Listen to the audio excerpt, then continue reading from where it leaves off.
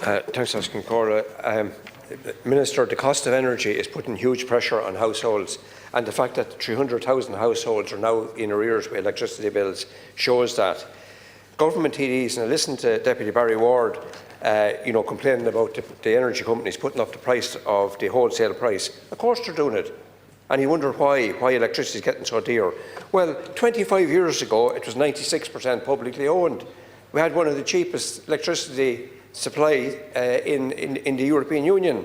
Now, it's 25% publicly owned, 75% private, and that's all the renewables. They're all owned by private companies, except the Bord-na-Mona ones, which I have no problem with. And we have the third to fourth most expensive in Europe. So that's the first thing that government TDs need to take on board, instead of coming in here and complaining about private companies. Sure, of course they're going to do what they're going to do. They're set up to make profit, and they're going to try and get as much as they can out of it. But I want to say to you, Minister, as well, carbon taxes, you're increasing them not once a year, but twice a year. And these hikes are having a huge impact on householders, small businesses and motorists. They're adding to the cost of living, putting up fuel prices. And of course, when you put fuel prices, everything else goes up. The use of carbon tax is benefiting, it's turned out as benefiting those who can afford to buy the new electric car, get the grant, or those who can do the major retrofit in their home. But those people who are on low incomes, who can't do that, who are often rural dwellers, but people living in low income houses, they are not getting the benefits from the carbon tax that's being collected. And I want you to take that on board. We need energy credits. It was recommended by your officials. There's been a sharp increase in prices, but it should only be done in a targeted way. Don't give energy credits to millionaires like you did last year.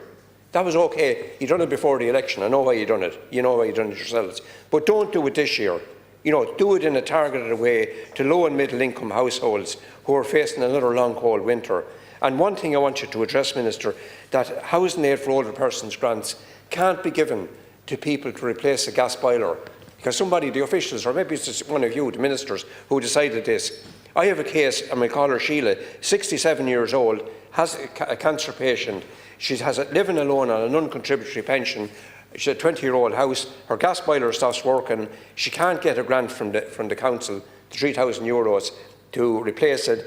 She can't get off the community welfare officer because he says it's a job at the council, and can't get off SAI because there's a 25-month wait. So the rule from your department says that it can't be replaced with gas because it's solid fuel or because it's fossil fuel. You should conclude, now, that needs to change, and I would ask you to bring that back to the senior ministers and change that. Thank you.